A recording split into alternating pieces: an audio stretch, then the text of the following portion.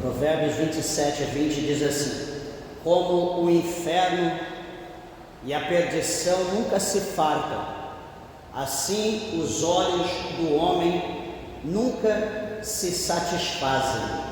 Amém, meus irmãos? Vamos orar a Deus. Levante ao céu a tua Bíblia, a tua mão, peça para que o Senhor fale conosco. Maravilhoso Deus, maravilhoso Pai, Senhor Deus soberano, Criador dos céus e Criador da terra, meu Deus, aqui está, Senhor, a tua palavra que é fiel, a tua palavra, meu Deus, que é verdadeira, que é digna de toda aceitação, meu Deus.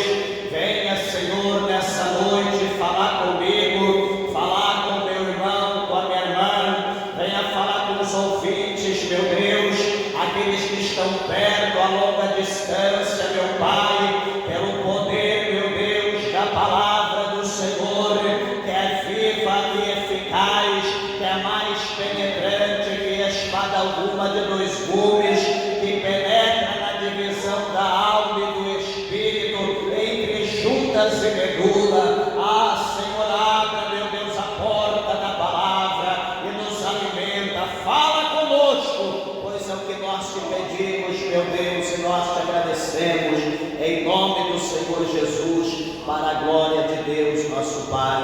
Amém, Jesus, amém. Podeis assentar, meus irmãos, desocupe vossas mãos e dê uma salva de palmas bem alegre para Jesus. Graças a Deus. Louvado é o nome do Senhor. Que bênção. Graças a Deus, por essa palavra, por tudo quanto Deus ele tem concedido a nós pela sua infinita graça, pela sua infinita misericórdia. Meus irmãos, estamos aqui diante dessa palavra maravilhosa, essa palavra gloriosa, escrito este capítulo, pelo sábio Salomão, que escreveu aqui esse Provérbios. Interessante é que este versículo, em outra tradução, até quis aqui anotar para os irmãos entender o significado. Em outra tradução diz assim: o Sheol e o Abadom nunca se fartam, e os olhos do homem nunca se satisfazem. Então, aqui ele está falando, vai falar em três situações, vai falar sobre Sheol, sobre Abadom e sobre os olhos. Três situações que nós vamos aqui estar falando alguma coisa acerca disso essa noite, mas porém esse capítulo 27, esse verso 20, ressalta aqui uma verdade que podemos dizer uma verdade universal, aonde a insaciabilidade do coração humano, onde o coração do homem nunca se satisfaz, ele é comparado aqui, se compara com a incapacidade, na verdade, do ser humano, do homem, de uma forma geral, de encontrar a plena satisfação naquilo que ele possui, naquilo que ele tem. Isso é muito difícil. Por exemplo, quando se fala a palavra Sheol, ou como nós lemos aqui, que o inferno ele nunca farta, ele nunca fica satisfeito, inferno no hebraico significa Sheol, que significa o lugar mais profundo das trevas, um lugar de suplício, um lugar de tormento, um lugar que muitas pessoas às vezes não gostam de falar, ou não fala esse nome, inferno. Então no hebraico significa Sheol, que quer dizer inferno, e destruição significa Abadom, esse nome destruição que nós acabamos de ouvir, destruição ou perdição, que no caso é a mesma coisa. Provérbios, na verdade, ele é o livro poético, como nós sabemos que começa lá de Jó, esse livro, e ele vai até chegar passa Provérbios, aliás, Salmos, Provérbios, depois vem Eclesiastes, e enfim, então todos esses livros aqui, antes de Isaías, fala acerca desse contexto poético. E aqui nós vamos estudar alguma coisa, vamos ver alguma situação acerca disso, sobre a insaciabilidade do coração humano. Porque, meus irmãos, isso aqui é muito interessante, que Provérbios, Salomão, ele vai mostrar para nós, ele foi um homem do conhecimento de todos nós que lemos aqui a palavra de Deus, que ele foi um homem que ele observou, né, todas as coisas nessa terra, tudo ele observava e tudo ele anotava. Por isso que ele escreveu, né, muitos provérbios, milhares de provérbios, e tudo que ele via, ele anotava e ele chegava a uma conclusão. E na verdade, né, lógico, ele não conheceu o inferno, né, em vida, e também nem a perdição aqui como está falando, mas ele conseguiu analisar, né, ele conseguiu analisar pelo olhar do homem, né, porque sabemos que a Bíblia fala para nós que Salomão, ele foi o homem mais rico que houve na face da terra, o homem mais poderoso, né, o homem que ninguém antes dele teve riqueza tão grande quanto ele teve, tão pouca sabedoria quanto ele teve.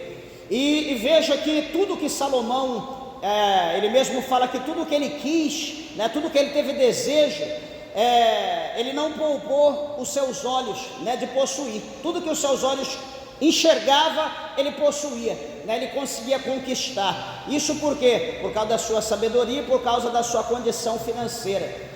Então, este versículo aqui, ele mostra para nós essas duas situações: a situação do inferno, que o inferno no seu contexto geral, de uma forma geral, aonde foi feito, o inferno ele nunca cessa de tragar almas, né, de tragar almas de pessoas, nunca cessa. Não pensa que ele vai levar, que o inferno leva vidas, né, corpo como nós, não.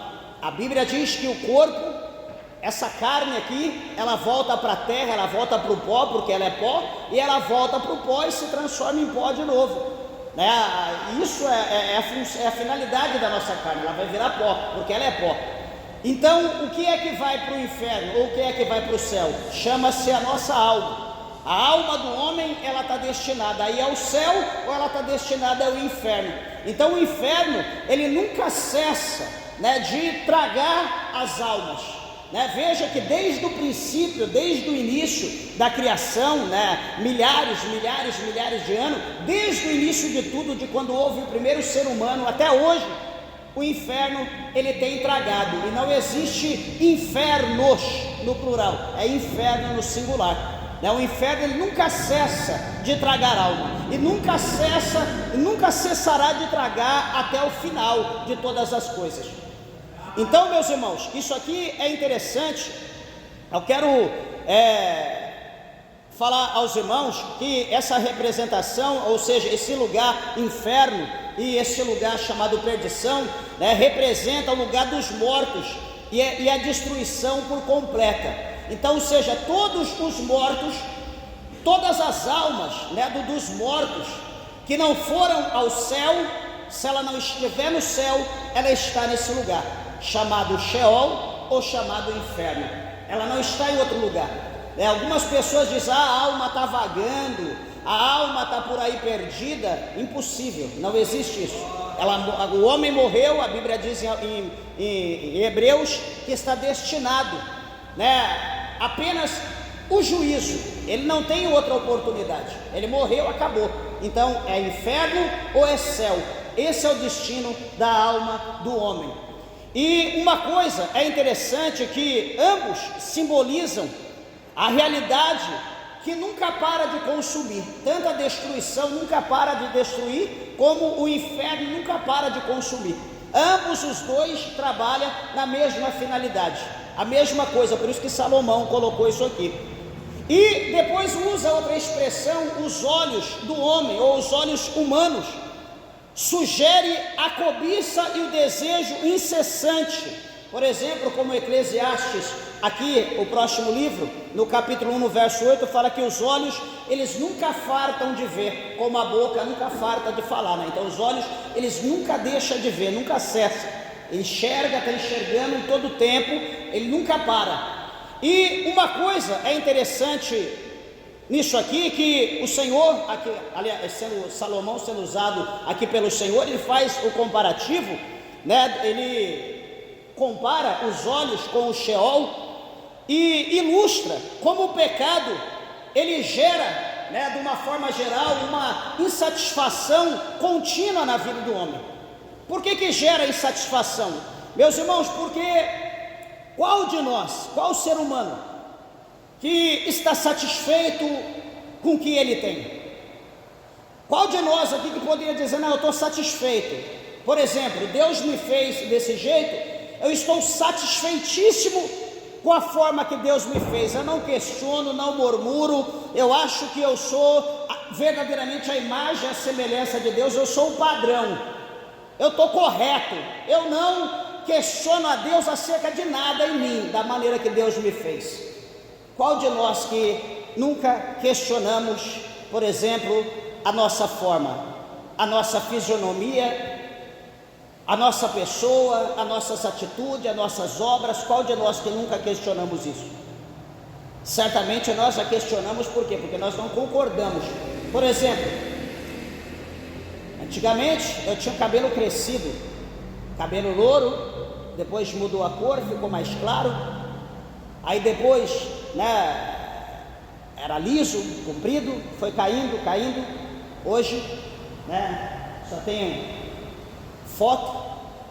E eu questiono a Deus? Não, acho que não, já vivi, fiquei, curti o meu tempo com o cabelo do jeito que era, mas a gente está com o cabelo crescido, a gente quer cortar, a gente está com o cabelo curto, a gente quer crescer, o cabelo está enrolado, a gente quer alisar, o cabelo está liso, a gente quer enrolar, ou enfim, a gente casa com uma mulher bonita, amanhã vê uma mais bonita, se pudesse trocaria. Casa com um homem que é um príncipe, amanhã vê outro, puxa vida, o meu príncipe virou um sapo, eu queria casar com aquele.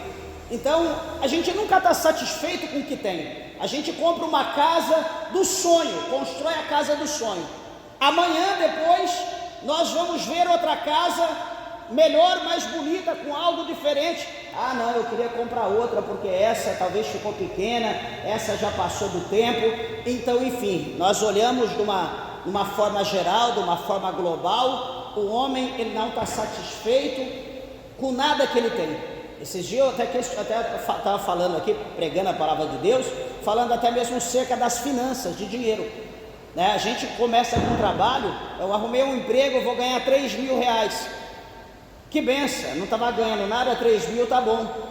Daqui a pouco eu vou arrumar um jeito para me gastar os 3 mil vai ser pouco, não vai tá bom, eu vou querer ganhar 5. Beleza, eu arrumo, ganho 5 tá bom, mas daqui a pouco não vai dar, tá pouco. Daqui a pouco eu arrumo para ganhar 10, tá bom no princípio, depois já não vai tá bom, vai ser pouco. Então veja que nós nunca estamos satisfeitos com aquilo que a gente tem, nunca estamos satisfeitos. Isso é o que está acontecendo aqui, ó. Como o inferno e a perdição nunca farta, assim os olhos do homem nunca se satisfazem. Veja, meus irmãos, que vou dar aqui um exemplo prático para os irmãos. Pensa, por exemplo, um buraco sem fundo, que esse buraco nunca pode ser preenchido, não importa quanto você tente. Já viu no espaço, no espaço sideral, quando fala buraco negro, aquela parte na galáxia, que é um buraco, tudo que vem, tudo que passa, entra nele e nunca preenche. Imagina um buraco, algo no chão que você vai jogando, você joga pedra, você joga carro velho, joga caminhão, joga ônibus, o que você achar você vai jogando, e você sempre procura olhar e você nunca vê o fim. Aquele buraco, ele consome tudo que vai caindo, ele vai consumindo, é como fogo. Como você joga qualquer coisa no fogo, o fogo ele consome, ele não consegue apagar o fogo, aquilo que é consumido por ele, ou seja, ele vai aumentando mais ainda.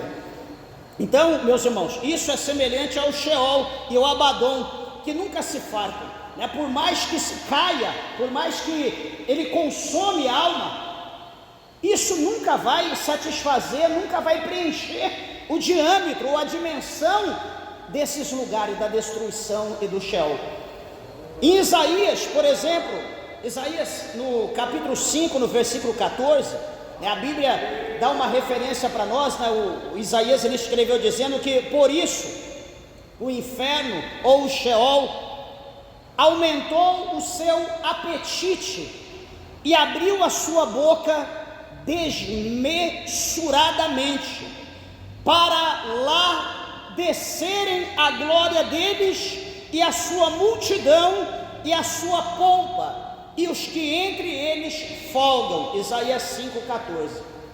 Então, veja aqui que Isaías, ele fala para nós que o inferno, ele aumenta a sua dimensão, o seu tamanho, abrindo a sua boca e aumentando o seu apetite para tragar a humanidade, para tragar as almas, para todos aqueles, a alma de todos aqueles, é a glória de todos aqueles, o inferno ele consegue tragar, o inferno ele não fica satisfeito. E interessante, amados e queridos irmãos, que quando nós consideramos que uma pessoa sempre olha, sempre está olhando, sempre está atentando para a vida de outras pessoas, hoje isso é mais comum do que antigamente, né? Antigamente era mais difícil, mas hoje é mais fácil de acontecer isso. Por exemplo, quando você está lá de olho na rede social, em algum canal, vendo alguma coisa, e você observa ali o que as pessoas postam, alguém está postando alguma coisa, alguém vai postar alguma coisa de casa, de carro, de comida, e então nós estamos ali olhando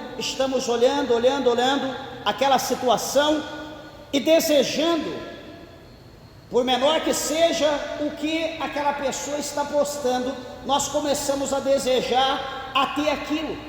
Veja, por exemplo, alguém que gosta de consumir roupa, alguém começa a postar algum modelo de roupa diferente, por mais que nós tenhamos, mas por nós estarmos vendo aquilo, daqui a pouco a gente vai arrumar um jeito, uma forma de adquirir, de comprar aquela roupa. Por quê? Porque ela foi atrativa, foi atraente aos nossos olhos, o preço está bom, uma promoção, então a gente compra, mesmo sem precisar.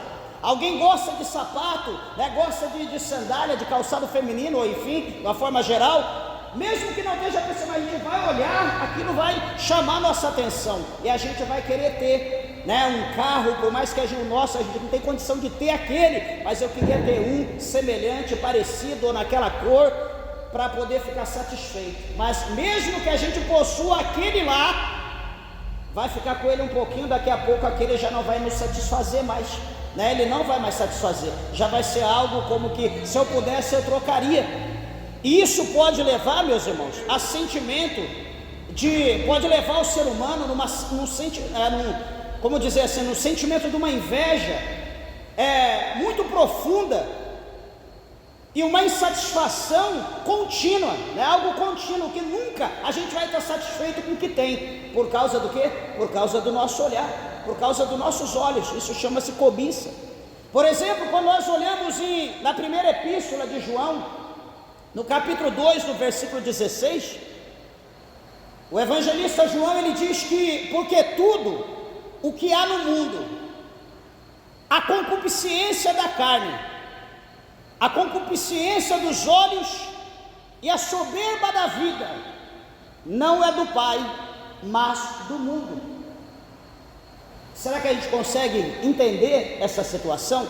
Porque tudo o que há no mundo, há com H, que significa tem, porque tudo que tem, tudo que existe no mundo, ele está dizendo no capítulo 2, no verso 16, a concupiscência da carne, há a concupiscência dos olhos, e depois vem a soberba da vida. Está falando 3 situações, 3 pecados.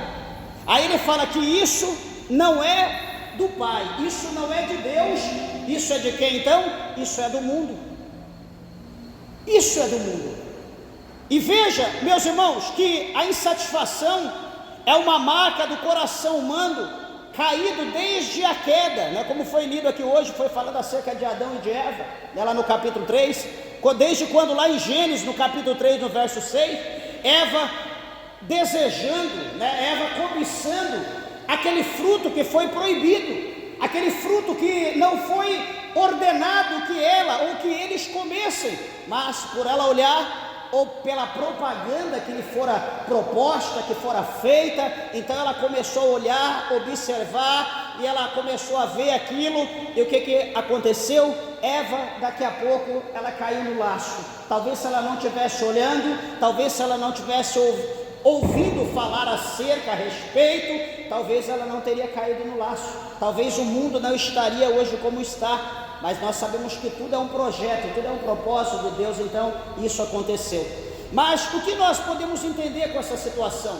Que também, meus irmãos, o inimigo, eu sempre já falei isso algumas vezes aqui, que o inimigo, ele nunca age na vida da pessoa, do homem, da mulher, de primeira. Ele nunca chega de primeira e abocanha.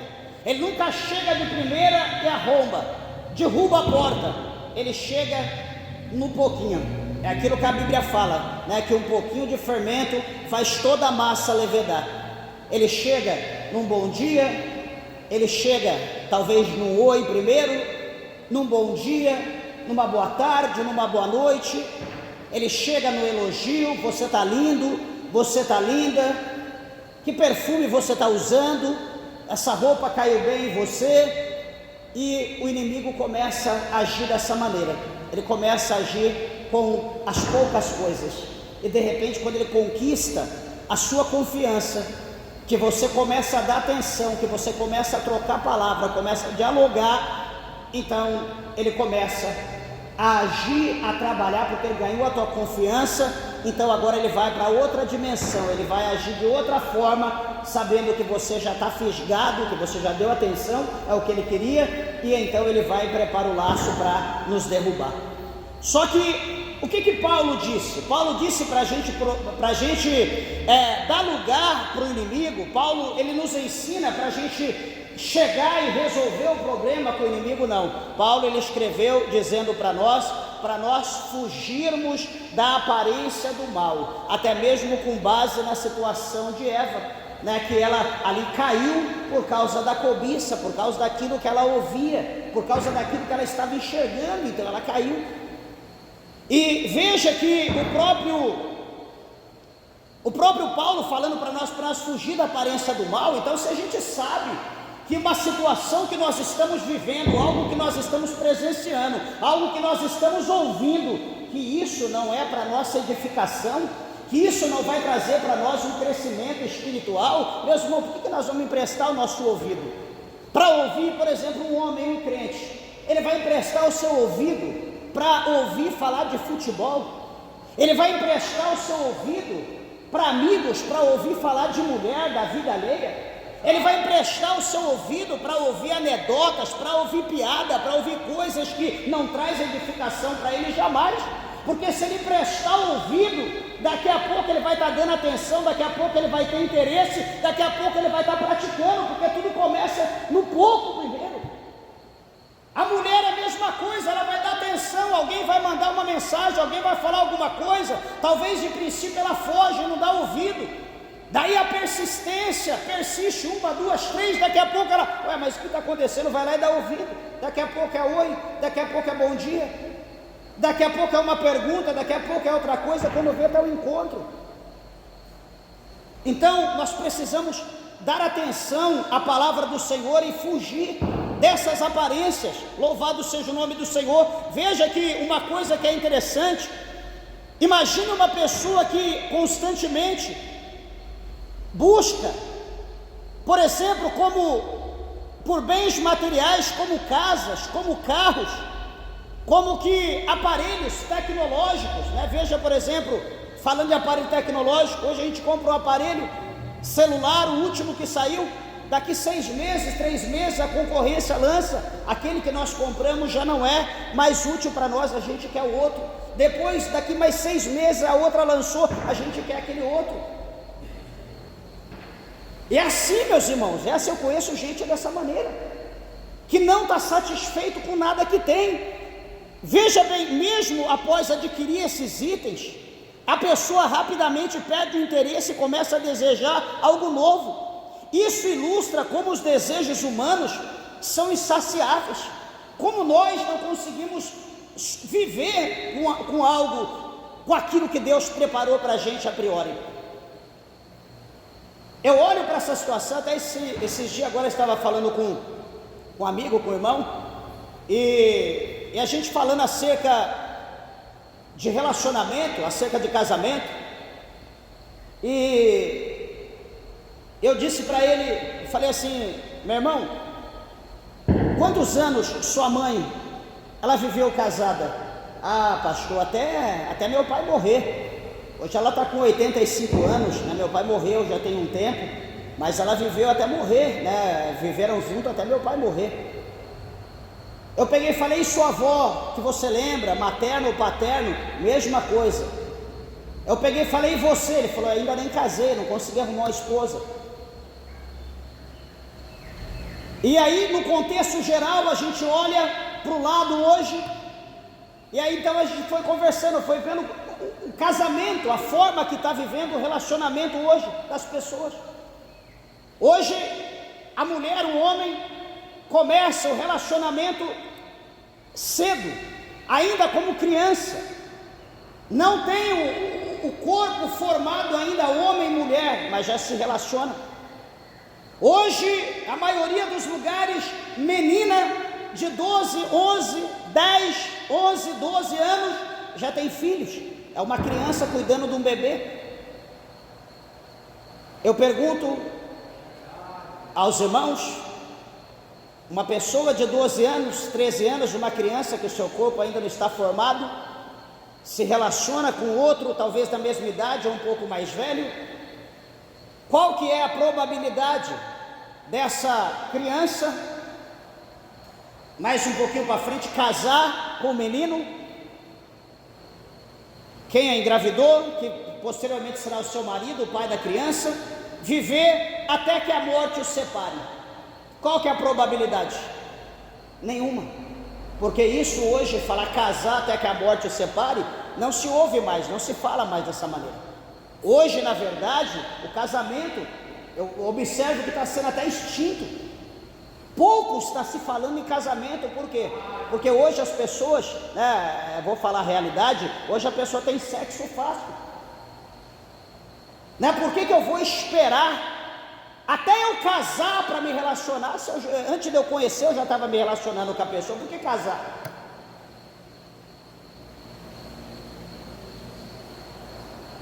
Então, eu já estou nesse intuito, né? A pessoa já está nesse intuito, eu não vou casar porque se amanhã não dá certo, eu arrumo outro. Eu não vou casar porque se não der certo, amanhã eu arrumo outra. E aí eu fiquei com aquele outro, e se aquele outro não dá, eu vou ficar com o outro. Essa é a visão do que as pessoas têm hoje. As pessoas não se conformam. Não se conforma com o marido que tem, não se conforma com a esposa que tem, não dá valor para quem Deus preparou para estar do lado dele ou do lado dela. E assim, meus irmãos, a humanidade vai caminhando para onde? Vai caminhando para esse abismo aqui, vai caminhando para onde? Para essa perdição que nós lemos aqui no capítulo 27, no versículo de número 20. Veja uma coisa, a Bíblia dá uma referência para nós em Eclesiastes, no capítulo 5, no verso 10. Eclesiastes 5:10 está escrito assim, ó: quem ama o dinheiro jamais terá o suficiente. Quem ama o dinheiro jamais terá o suficiente. Eclesiastes 5:10. Quem ama a riqueza jamais ficará satisfeito com os seus rendimentos. Isso também é vaidade. Quem que escreveu isso? Salomão. Salomão rico, como nós falamos, muito ouro, muita riqueza, conhecimento, ele vai e escreve isso. Quem ama o dinheiro jamais terá o suficiente. Ele nunca está satisfeito com o que tem. Porque hoje existem as guerras, porque hoje o mundo está do jeito que está. Poder, riqueza, domínio. As pessoas não estão satisfeitas, os líderes mundiais não estão satisfeitos com o que tem. Eles querem dominar, quer ser o único líder, quer dominar sobre tudo, sobre todos. Deus abençoe. Então ele está dizendo isso aqui para nós. Quem ama a riqueza jamais ficará satisfeito com os seus rendimentos. Isso também é vaidade. Então ele está dizendo tanto a riqueza quanto, né, tanto o dinheiro quanto a riqueza. Ele está dizendo que tudo isso aqui, de uma forma geral, é vaidade. É como aquilo que eu falei antes para os irmãos. A gente tem um valor, tá bom a princípio, depois quer outro, depois quer outro, ou seja, nunca nós vamos estar satisfeitos, nunca vai ter alguma coisa que vai preencher a nossa vida. Assim é o ser humano, meus irmãos. Os nossos olhos nos levam a isso. Outra coisa, o contentamento em Deus. Por exemplo, uma pessoa que encontra satisfação em sua fé, em seu relacionamento com Deus, independente das circunstâncias materiais, vive uma vida de paz e uma vida de contentamento. Um exemplo disso, por exemplo, podemos lembrar o apóstolo Paulo, a experiência que ele teve com Deus, né? Ele se entregou para o Senhor, ele viveu para Deus, para a obra de Deus, e chegou um determinado dia da vida dele que ele diz bem assim: eu tendo o que comer, eu tendo o que vestir, estou por isso contente, estou farto. Tendo o que comer e o que vestir, eu estou farto, eu estou satisfeito. Filipenses 4, versículo 11 e 12, o apóstolo Paulo escreveu assim na sua carta aos Filipenses: não digo isto como por necessidade, porque, ele está dizendo aqui, porque eu já aprendi a contentar-me com o que tenho.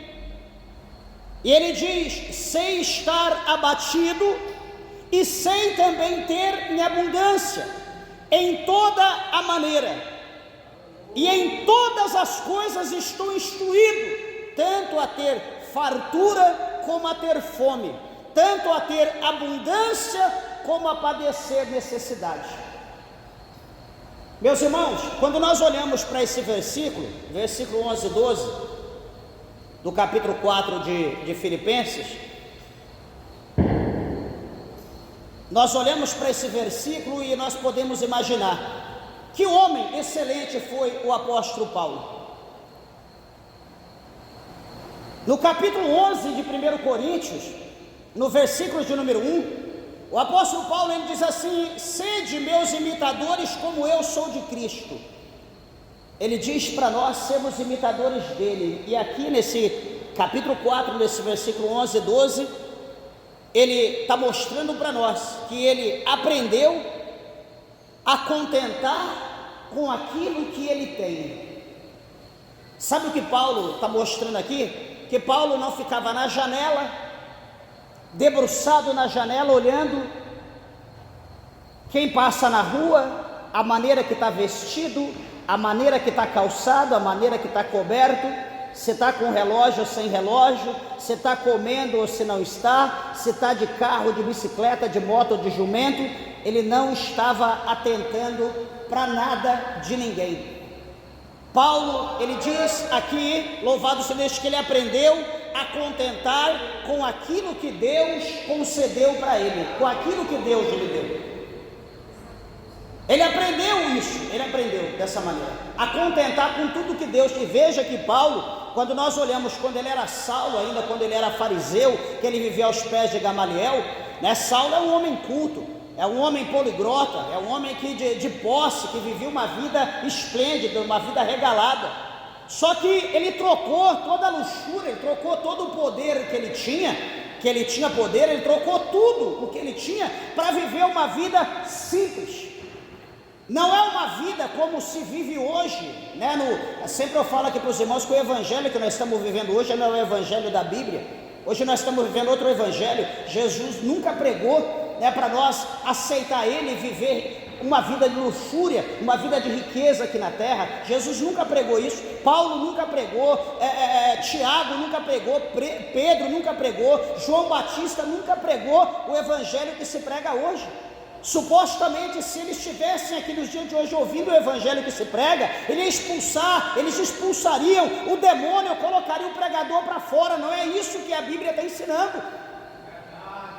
A palavra de Deus, o evangelho é o evangelho de renúncia, é o evangelho de aceitar a Cristo, de viver para Cristo de uma forma diferente, dependendo dele, dependendo de Cristo, como diz 6,33, buscar primeiramente o reino de Deus e a sua justiça, e todas as demais coisas vos serão acrescentadas. É como Paulo fala aos Colossenses no capítulo 3, se é que já ressuscitaste com Cristo, buscai as coisas que são de cima, onde Cristo está sentado à destra de Deus. Se é que já ressuscitaste com Cristo, pensai nas coisas do alto e não nas coisas da terra. É isso que nós precisamos aprender, ser imitador de Paulo como eu sou de Cristo. A gente não quer imitar Paulo, não quer imitar João, não quer imitar Jesus, não queremos imitar Tiago, mas quando se vê lá na internet uma pingulete com uma roupa diferente, ela é moda, ela é nova moda lá, eu quero. Quando vê lá o oposto dela, um homem lá lançando uma moda, opa, eu quero aquele agradou os meus olhos. Ver um jogador de futebol fazer um corte no cabelo, opa, eu vou fazer igual, até os risquinhos aqui, vou tingir aqui do lado, vou jogar para cá. Nós imitamos, se a pombagira se transfigurar em gente, a gente imita a pombagira, que ela já está transfigurada, que está todo mundo aí vestindo, usando a sua forma, né, no mundo hoje, e está todo mundo de olho procurando imitar o que o mundo lança, as modas, né, se aderindo, se adaptando às coisas do mundo, inclusive as igrejas. Agora eu pergunto, por que não imitar Paulo? Quando se levanta alguém como João Batista, pregando raça de víbora, arrepende e converta, olha que pregador louco. Esse pregador é louco, porque não vai para o deserto, porque não vai pregar sozinho em outro lugar. Quer dizer, a gente não quer viver o evangelho, a gente não quer aprender a palavra de Deus, nós queremos nos associar com esse mundo. Só que Paulo, ele fala aqui no capítulo 4, no versículo 11, 2, que ele aprendeu a se contentar com o que ele tem, não precisa estar de olho nas coisas de ninguém. E ele continua dizendo, ó, sem estar abatido, e sem também ter em abundância. Ele estava vivendo os altos e baixos da vida, que nós não entendemos, meus irmãos. Por que nós não entendemos? Porque nós somos cristãos, nós estamos na igreja, a nossa vida tem que ser contínua, sempre subindo, ela não pode ser contínua, mas em declínio, tem que ter sempre em aclive. Eu tenho sempre que ter abundância, eu não posso ter necessidade. Se faltou um pouquinho, oh Deus, espera aí, que negócio é esse? Olha aqui, sou dizimista, tá vendo? Ó, sou aqui obreiro, ó, sou isso. Paulo está dizendo que ele aprendeu, ele soube estar abatido e também ele sabia ter em abundância. Ele tinha tanto quanto tinha mais e tinha menos. Tinha os momentos das tristezas, os momentos das decepções, mas também tinha o momento da alegria, tinha o momento da porção dobrada. Nós precisamos entender que a nossa vida, né, tem uma frase aí do escritor que a gente aprendeu isso em literatura, né, todos nós aprendemos em literatura em português, né, do escritor aí chileno, né, que a vida é composta de pequenas idas e vindas, ou altas e baixas, né? A nossa vida é assim, a vida do cristão também é desse jeito. Tem dia que a gente está fogo puro, tem dia que a gente está um pouquinho menos fogo puro, mas nós temos que procurar manter a nossa vida. Um dia a gente está orando demais, a gente quer viver orando, até andando de pé na rua. Tem dia que a gente está um pouco mais recuado, mas essa é a nossa vida. A gente vive dessa maneira, ninguém é da mesma forma o tempo todo. Então nós precisamos entender que assim é a nossa vida. E isso traz a nós uma advertência, o quê? Que nós precisamos estar com prudência, porque no momento que nós estamos, como ele diz aqui, um pouquinho mais abatido, nós temos que vigiar. Por quê? Vigiar com a rasteira, vigiar com o rodo, vigiar com o prato que Satanás pode preparar para nos derrubar no momento que nós estiver abatido. É nesse momento da oscilação que o inimigo ele vai tentar agir na nossa vida, é nesse momento. Só que nesse momento da oscilação, meus irmãos, que nós vamos precisar exemplificar Jesus. Nós vamos lembrar do que o Senhor Jesus ele diz no capítulo 4 do Evangelho de São Mateus. Veja, Jesus está lá fraco, Jesus está lá, melhor dizendo, a sua carne está fraca. Por quê? Porque ele está 40 dias em jejum e oração, 40 dias sem comer, sem beber. Jesus está ali, a sua carne está fraca, a sua carne está abatida, porém o seu espírito está como esse granito aqui.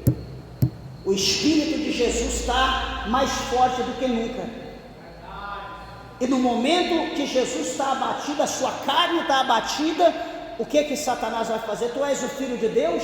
Transforma essa pedra em pão, Jesus vai obedecer? Jesus vai querer satisfazer o diabo? Vai querer mostrar para ele que ele é Jesus? Vai querer mostrar que ele é o Filho de Deus? O que Jesus diz para o diabo? Satanás, está escrito: não só de pão viverá o homem, mas de toda a palavra que sai da boca de Deus viverá o homem. No momento que ele está abatido, no momento da fraqueza, ele usa a palavra. E nós, no momento da nossa fraqueza, o que nós usamos? Jesus sabe um pouquinho, só não tem problema não, né Jesus? Só um pouquinho, depois o Senhor me perdoa. É isso que a gente faz, a gente cede. Mas Paulo está dizendo que ele soube aqui, está abatido também e tem abundância. Daí ele diz: em toda maneira e em todas as coisas estou instruído, tanto a ter fartura, como também ter fome. Ele aprendeu os momentos bons, os momentos da mesa farta, e ele também aprendeu os momentos que não tinha farinha, o momento que não tinha o azeite, o momento que não tinha uma fruta. E esse momento ele falou: peraí, deixa eu me atentar mais agora ao jejum. É o momento da escassez, é o momento que Deus não preparou ainda, então esse é o momento que eu vou jejuar, esse é o momento que eu vou dobrar, intensificar o meu jejum, é o momento que eu vou me aproximar mais de Deus, porque eu me aproximando mais no jejum, na oração, isso vai mover a mão de Deus, e Deus vai usar aquele que tem para me abençoar. Eu tenho certeza, eu creio, e Paulo assim ele orava. Veja, ele diz: tanto ter em abundância, como também padecer necessidade. A vida dele não foi, como eu falei para os irmãos, só no alto. Teve as partes baixas e a parte alta. A vida de Paulo foi assim, como é a minha, como é a tua, como é a nossa. E muitas pessoas às vezes vê o momento da nossa fraqueza, o momento da escassez, para poder apontar, para poder apedrejar. Lá, está vendo o crente, está passando prova. Olha lá, o crente está passando isso, está passando aquilo. Ué, mas nós somos seres humanos. Será que o ímpio lá fora, a pessoa que está lá no mundo, será que a mesa dele é farta toda a vida? Será que está comendo filé mignon, picanha todo dia? Será que está todo mundo comendo em restaurantes 5 estrelas, hospedado em hotéis 5 estrelas todo dia, o mundo todo? Só os crentes que estão na prova? Todo mundo está na prova. O dia mau ele vem para todo mundo. Tanto tem crente que às vezes come no restaurante 5 estrelas, hospeda no hotel 5 estrelas, como também tem ímpio. Alguém está na prova, o ímpio também está na prova, como um crente está na prova, está doente, está internado, talvez essa hora, 15 para as 10, para as 9 da noite, pode estar fazendo a cirurgia, tanto um crente como um ímpio. Isso é natural, nós precisamos entender. Paulo entendeu isso. E por que às vezes nós não entendemos? Eu sou crente, por que eu estou passando por isso? Porque você é humano, porque você tem uma carne, porque nós estamos num corpo pecador, e essas coisas vêm para todos nós. Isso não é porque você é crente ou porque você não é crente que você vai ficar livre disso. Isso vem para todos nós. Todos nós vamos passar por isso. Mas, voltando aqui, no Antigo Testamento, em Abacuque, no capítulo 2, no versículo 5, o profeta Abacuque escreveu dizendo que o soberbo, ele é comparado, lá no capítulo 2, no verso 5 de Abacuque, ele compara o inferno, ele compara o homem soberbo com o inferno, que nunca sacia. Se você ler lá, você vai entender. Ele compara o homem soberbo, ele compara juntamente com o inferno, faz esse comparativo e igualifica os dois como algo que nunca está satisfeito. O tanto de alma que vem é pouca, e o tanto que o homem ele possui, ele conquista, para ele é pouco. Ele nunca está satisfeito. Eclesiastes 3:11, Deus colocou a eternidade, escreveu aqui o sábio Salomão, ele escreveu que Deus colocou a eternidade no coração humano, mostrando que só Ele, Deus, Ele pode preencher o coração do homem. Só Deus pode preencher o nosso coração. Por isso que a Bíblia diz aqui que o Senhor colocou a eternidade no coração do homem, porque só Ele, só Deus tem o poder de preencher o nosso coração. Em Mateus, no capítulo 6, 22 e 23, o Senhor Jesus fala lá que se os nossos olhos eles forem bons, todo o nosso corpo ele será iluminado, tanto quanto essa lâmpada. Mas ele diz que se os nossos olhos forem trevas, todo o nosso corpo será tenebroso. Quão densas trevas será o nosso corpo? Então nós temos que vigiar onde nós colocamos os nossos olhos, pois a cobiça cega o entendimento espiritual do homem. A cobiça tem o poder de cegar o entendimento, é o que está em 4:4 de 2 Coríntios, aonde Paulo fala lá que o diabo, o príncipe desse mundo, ele cegou o entendimento. Ele tem o poder de cegar, para que nós não venhamos entender nem compreender as coisas concernentes à glória de Deus, os mistérios de Deus. Em Lucas, no capítulo 12, no versículo 15, a vida de um homem não consiste na abundância dos bens que ele possui. O que diz lá? Aquele homem que tinha aquele celeiro grande, ele olhou para a sua plantação e via que ele ia colher muito em abundância, ele derrubou os seus celeiros e edificou outros maiores, grandes, e ali colheu em abundância, encheu os seus celeiros em quantidades imensuráveis. E então ele, olhando para todo aquilo que ele conquistou, ele diz: alma, minha alma, come, folga, bebe, descansa, fica tranquila, porque o que tu tens é para muito tempo, é para muitos dias. Então o Senhor disse: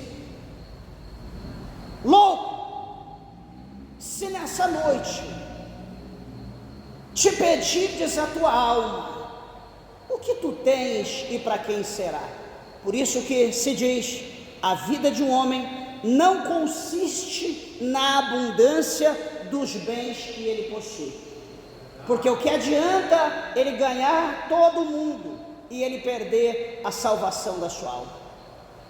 Em João 4,13, versículo 14, Jesus ele oferece a água viva, a única capaz de satisfazer plenamente a alma humana. Como Jesus ele oferece a água àquela mulher samaritana, aquela mulher que foi tirar água, aquela mulher que tinha acesso à água, aquela água da terra, aquela água que saciava a sede dela momentaneamente, daqui a pouco ela queria beber de novo. Jesus não tinha caneca, não tinha balde, mas Jesus diz para a mulher: se tu beberes da água que eu te der, mulher, olha, deixa eu te dizer uma coisa, se tu beber dessa água, rios de águas vivas fluirão de dentro de ti, o destino à vida eterna. Lava sob a calabacheia, sumiando a labaia. Senhor, como que o Senhor vai pegar? O Senhor não tem balde, o Senhor não tem corda. Oh, meus irmãos, Jesus é o Senhor, Ele é aquele que tem condição de satisfazer plenamente, de uma forma plena, a vida de todos os seres humanos. Em Filipenses 4:11-13, Paulo aprendeu a estar contente em qualquer situação, mostrando que a satisfação verdadeira, como nós lemos antes, vem do próprio Cristo. A solução divina para insaciabilidade, a solução de Cristo para saciar o homem. Será que tem essa possibilidade?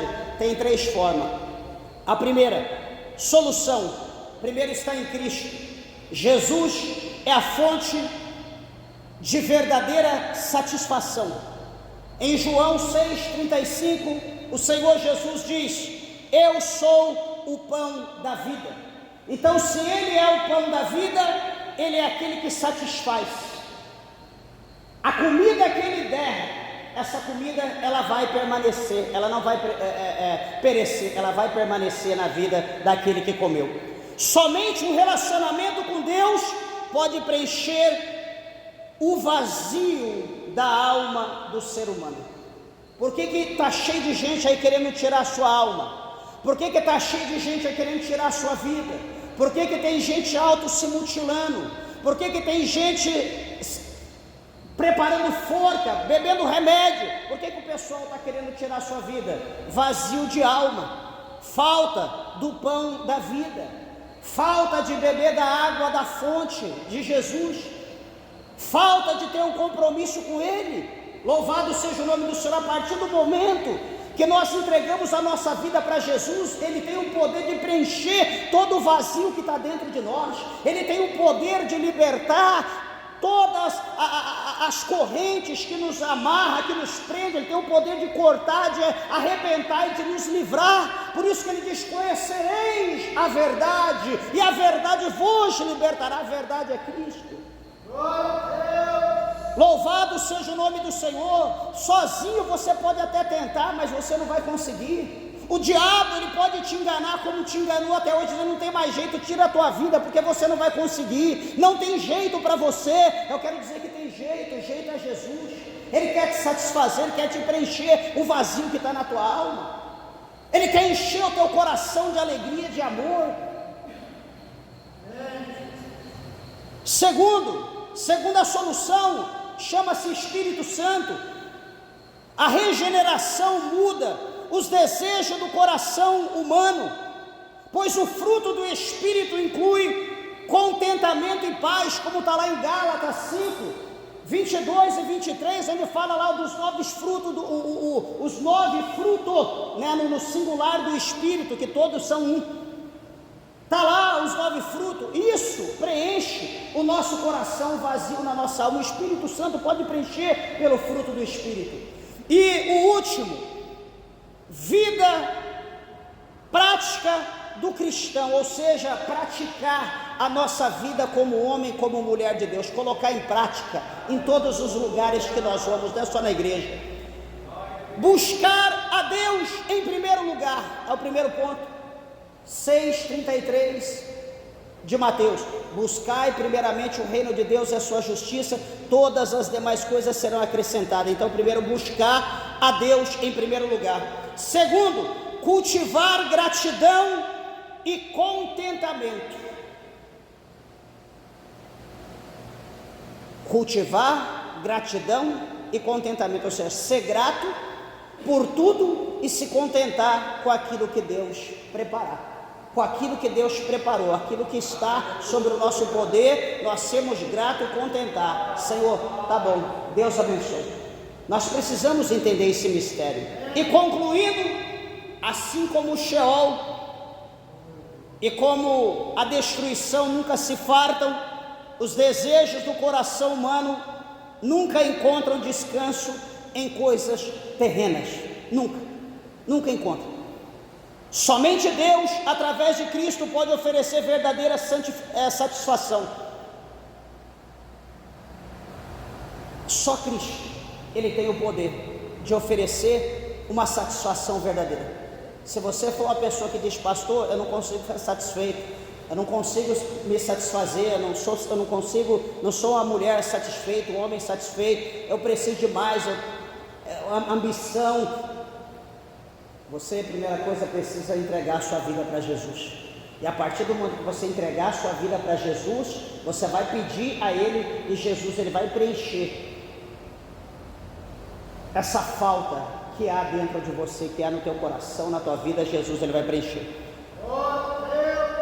O versículo só para nossa meditação, Salmos 23:1, o salmista escreveu aqui: o Senhor é o meu pastor e nada me faltará. Então Ele vai preencher, porque nada Ele deixará faltar.